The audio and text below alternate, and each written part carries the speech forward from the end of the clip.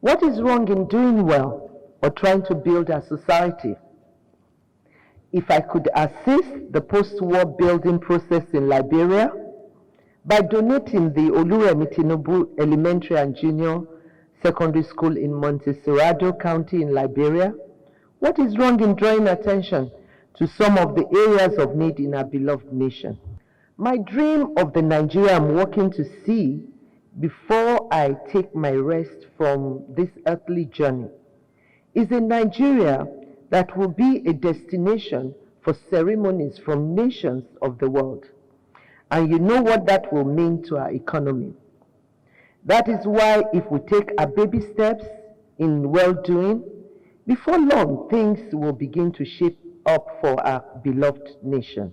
We all have to rise up, play our parts in the building process.